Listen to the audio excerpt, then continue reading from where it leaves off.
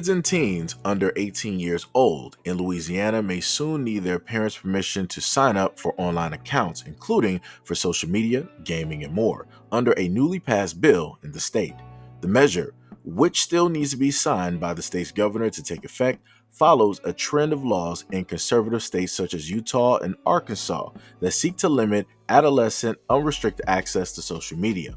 Liberal states such as California, as well as some Democratic lawmakers in Congress, have also been working on new regulations to protect kids from some of the harmful effects of social media.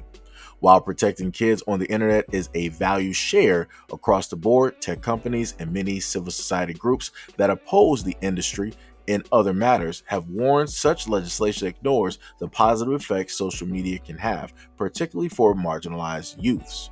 They also warn new restrictions could have unintended harmful effects on kids, such as limiting the resources they have to turn to for help out of a negative home life or forcing tech platforms to collect more information on both kids and adults to ensure compliance based on age. Still, the unanimous vote in both chambers of Louisiana State Legislature underscores the popularity of legislation aimed at protecting kids from online harm. The bill would also clarify agreements minors made when they sign up for existing accounts can be made rendered null. The state code already says that parents or legal guardians can rescind contracts their kids sign up for. Net Choice, a group that represents internet platforms including Amazon, Google, Meta, and TikTok, stated it opposes the Louisiana bill and hopes that the governor will veto it.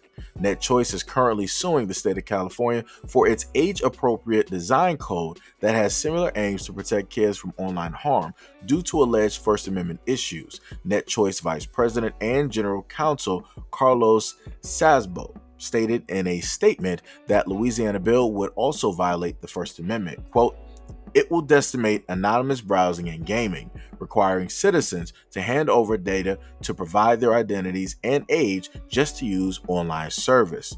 Anonymity can be important for individuals using social media services for things like whistleblowers, victims, and those identifying crimes in the neighborhood who fear backlash.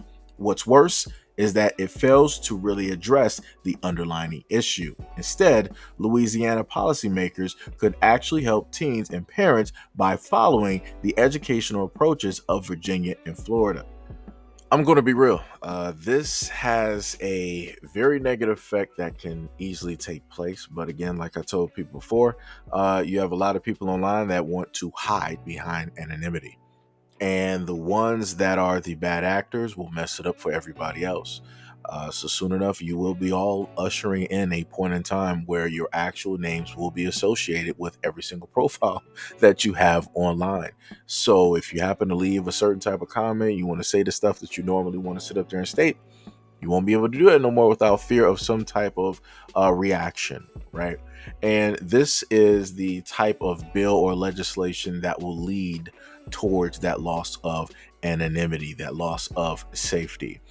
They will start this, like you see before you, by way of stating that it's for the kids, right? And then it's going to escalate more and more when they're going to say like, hey, well, we need to do this in order to protect people against, certain types of verbiage online, such as hate speech and all these other things, because then they're going to start to have laws where they will prosecute people for the things that they state directly online. Like I said, I can go in for quite some time to explain how this will have a negative impact on everybody. Like I said before, it's a Trojan horse, so to say, to have the kids as a lead in order to get what it is that they really want. Because at the end of the day, again, this sounds great on paper, but this is not going to 100% stop anything at all.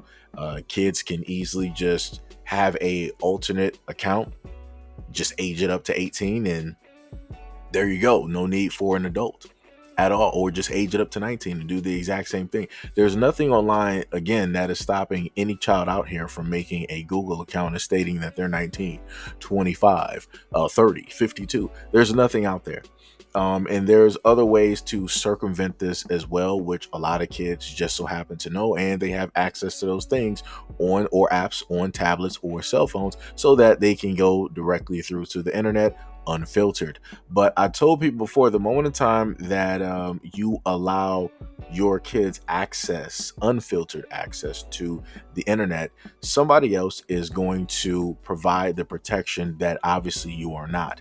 And with that exact same protection, they're going to cover and move that protection, broaden that protection when it deals with adults. The other thing I want people to understand is that the same laws that they bring out for the ordinary person, they're not going to bring those same laws for the people that are pushing those laws. So the people in the Senate, Congress, the president, police officers, all of these other people who basically oversee all of us, those laws don't matter to them. They're still going to be doing the things that they want to do at the end of the day anonymously, while everybody else is on a ledger. They're made to put their name, they're made to put their address, their social security, everything up there so that you can now access the internet. So now you can go on, websites and all this other type of stuff. And then that's going to further go into different types of data collection. So if people already had a fear of data collection, this is going to exacerbate that problem. But that's more towards the tail end of the doom scenario, right? That I'm telling you about. But like I said before, and I tried to tell parents before, hey, you need to monitor your kids. You need to watch your kids. Stop handing your children over a tablet. Stop giving them a cell phone just because you don't want to be bothered with them, just because you don't want to spend time with them, just because you feel that they are a nuisance. This is what happens.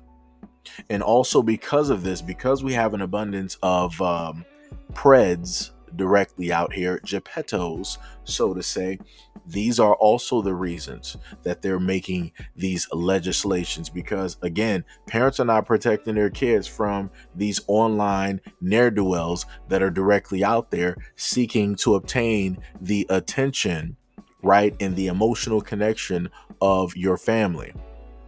You're not formulating any type of barrier. You're just allowing them free access. So like I said before, if you don't happen to watch your kids, somebody else will watch your kids for you.